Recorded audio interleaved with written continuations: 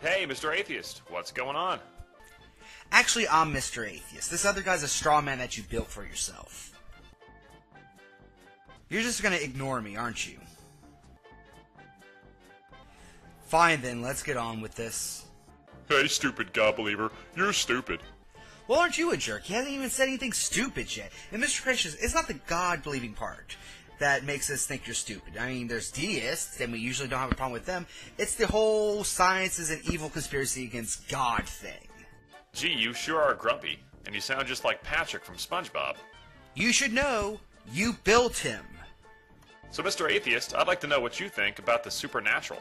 Well, put simply, I disbelieve the claims of the supernatural because of the lack of evidence. There's no such thing as the supernatural, just like there's no such thing as God. Just like there's no such thing as the flying spaghetti monster. Well, technically we can never be 100% sure about the non-existence of something, but I put it in the category as Bigfoot, Loch Ness Monster, leprechauns, so on and so forth. Oh, I see. Well, let me ask you this. Do you believe in the principle of cause and effect? You mean the rule that says something cannot come from nothing, and every effect must have a cause? Wait, what? No! The law of cause and effect has nothing to do with something cannot come from nothing. That's the first law of thermodynamics. So if the atheist straw man doesn't understand cause and effect, that means Mr. Creationist doesn't understand cause and effect. And I'm guessing that's what you've built your entire argument on. Oh, this is not going to be pretty. Yeah, of course, you moron. And that's why I don't believe in your stupid God. Because your God would totally break that rule, idiot. That's not really how that argument goes, but never mind. I'm not here for you. I'm here for Mr. Creationist. Please continue. How about the Big Bang Theory? You agree with that?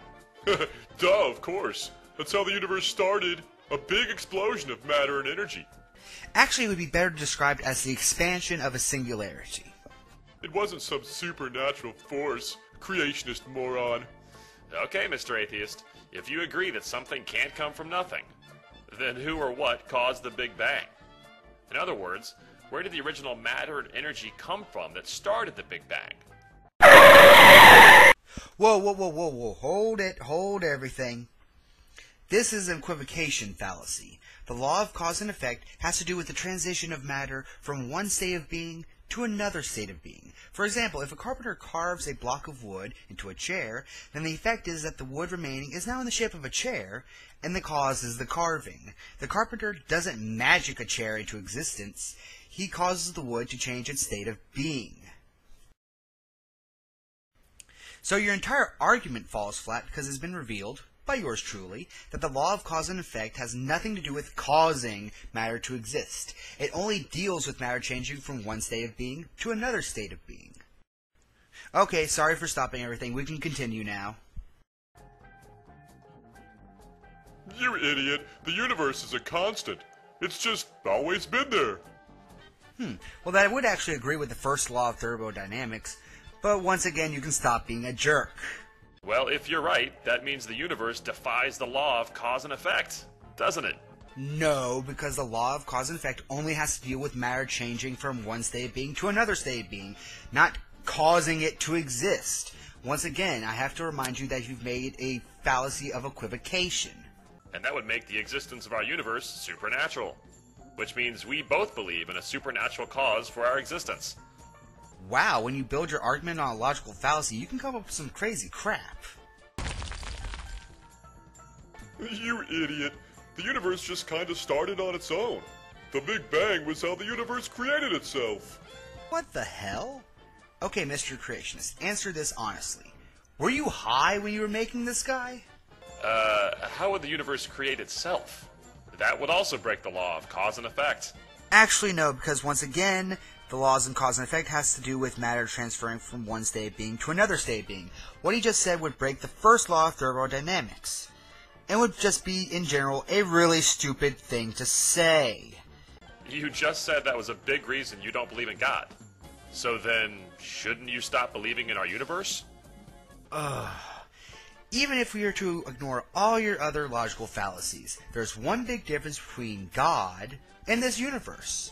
we can actually observe this universe.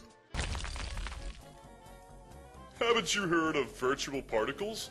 Scientists have found particles that might come into existence from literally nothing. So maybe something can come from nothing. Okay, for one, virtual particles have not been fully scientifically verified. 2, this answer is unneeded ever since we've shown this entire thing is built on an equivocation fallacy. Well, if you're right, doesn't that make God scientifically possible? No. No, it wouldn't. If you knew what science was, you wouldn't have asked that question. Well, I've heard some really smart atheists talk about other dimensions of time, or an eternally oscillating universe. Stuff like that might explain a universe without a first cause. Gracious, I see that you built your straw man with the exact same equivocation fallacy. That's how you plan to win this argument. Wow. Well, can those things be observed scientifically? No. Actually, the answer would be not yet. We're still working on quantum physics. But blaming magic doesn't get us any closer to an actual answer. Isn't that one of your biggest complaints about God? Actually, no. Our problem is that you're making a claim and believing it without evidence. We, on the other hand, are actually looking for the answer. What he threw out were some hypotheticals, but we won't believe them until we actually find the evidence to back up the claim. That's the difference. Never mind. I've decided I don't totally agree with the law of cause and effect, okay? No need to do that, because what you two have been talking about hasn't been the law of cause and effect. Okay. That means you can no longer use that law to argue against God. Agreed. I will never use your bastardized false version of the laws of cause and effect to argue against God. So this was the argument that was supposed to blow up my head. Sorry to say, but it's still quite attached. Actually a little bit disappointing, but that's what happens when you build your entire argument on a logical fallacy. But anyway, good night everyone, and may the Force be with you.